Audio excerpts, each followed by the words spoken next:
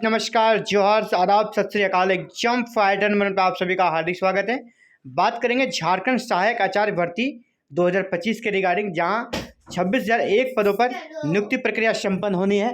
और इसी के बारे में हाईकोर्ट में जो मामला गया है, वहां से स्टूडेंट्स के पक्ष में खुशखबरी आई है। लेकिन क्या ये वास्तविक खुशखबरी है?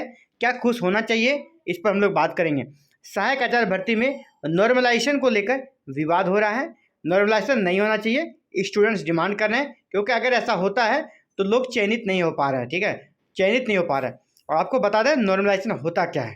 देखिए, जब कोई एग्जाम एक से ज़्यादा शिफ्ट में होता है ना, इसके चांसेस रहते हैं किसी शिफ्ट में पेपर इजी रहता है तो किसी में पेपर हार्ड रहता है।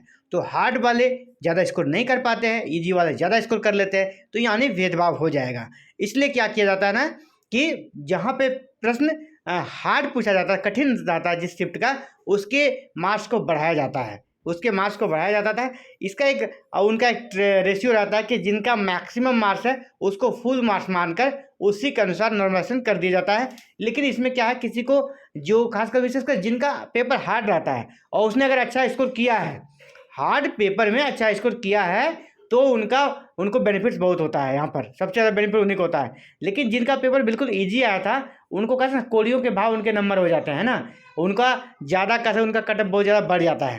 तो ये यहाँ पर हो गया है सिचुएशन। इसीलिए जो अभ्यर्थी हैं वो डर रहे हैं कि नॉर्मलाइजेशन में कहीं मेरा पत्ता ना कट जाए, है ना। किसी को नहीं पता किसका पेपर हार्ड है, अभी तो आयोग ने ऐसा स्पष्ट भी नहीं किया है ना, किसका पेपर किस शिफ्ट का हार्ड है मानते हैं, किस शिफ्ट को हम इजी मान रहे हैं, ये भी तो क्लियर नहीं है। यानी कह सकते हैं अंधेरे में सब तीर चला रहे हैं और डरे हुए हैं। इसी बीच हाईकोर्ट में जब मामला गया, इनका कहना था स्टूडेंट्स का, अभ्यर्थियों का, कि नॉर्मलाइजेशन होना ही नहीं चाहिए। इस पर क्या विवाद हुआ, क्या बात हुआ, इस पर हम लोग भी बात करते हैं। चलिए, इस पर हम लोग डिटेल्स में देखने वाले हैं और आगे इसका क्या होगा। तो देखिए, फिलहाल अभी क्या कर दिया ना, सहायक आचार्य नियुक्ति मामले में हाईकोर्ट ने जो आदेश दिया, और जो याचिकाकर्ता थे वो खुद एक पारा टीचर है ना, सहायक अध्यापक है। तो पारा शिक्षकों के लिए 100 और जो गैर पारा है उनके लिए 14 सीटें आरक्षित रखने का आदेश दे दिया है। ठीक है, आप सुरक्षित रखें। नॉर्मलाइजेशन की बातें अस्पष्ट थी, ये जैसे का कहना है कोर्ट में कि हमने पहले ही स्पष्ट कर दिया था कि अगर ज़्यादा शिफ्ट में एग्जाम होगा तो नॉर्मलाइजेशन होगा। और ये बड़ी बात नहीं है, हर एक एग्जाम्स में हो ही रहा है, नीट हो, है ना, या फिर सीटेट हो, नॉर्मलाइजेशन आपको देखने को मिल जाता है। तो नॉर्मलाइजेशन फार्मूला लागू करने की प्रक्रिया पर सवाल उठाते हुए दाखिल याचिका पर गुरुवार को हाईकोर्ट में सुनवाई हुई। जस्टिस दीपक रोशन की अदालत ने मामले की गंभीरता को देखते हुए 100 सीटें पारा शिक्षकों और 14 सीटें गैर पारा शिक्षकों के लिए फिलहाल सुरक्षित रखने का निर्देश दिया। लेकिन ये फाइनल नहीं है ना, इसमें आगे हियरिंग होनी है। साथ ही जेएसएससी को इस मामले में विस्तृत जवाब दाखिल करने का आदेश दिया है। अब इस मामले में अगली सुनवाई 5 अगस्त को होनी है। तो 5 अगस्त काफ़ी इंपॉर्टेंट रहने वाला है। 5 अगस्त को इधर क्या कहा कि 5 अगस्त को सुनवाई होगी।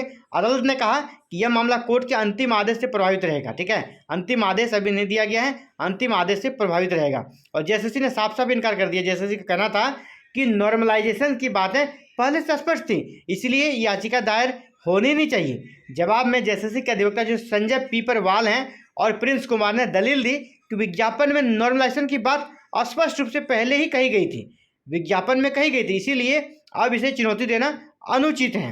कोर्ट ने इस पर तर्क को संतोषजनक नहीं जताया और राज्य सरकार तथा आयोग से जवाब मांगा। अदालत ने कहा यह मामला उसके अंतिम आदेश से प्रभावित रहेगा। यानी कह सकते हैं कि ये मामला अभी लटका हुआ है ना, इसमें फाइनल डिसीजन कुछ भी नहीं आया। लेकिन जहाँ तक उम्मीद है इसमें होगा क्या, इसमें देखिए जो दलील जिनका याचिका है उनका कहना है कि नियमावली में ऐसा नहीं है, जबकि जेएसएससी कहना है कि हमने अपने विज्ञापन में डाला, नियमावली में नहीं है लेकिन विज्ञापन में इस चीज़ को डाला है। तो हाँ, ये बात जेएसएससी का भी कहना सही है कि विज्ञापन में, कोई भी विज्ञापन में नॉर्मलाइजेशन का जिक्र नहीं रहता है।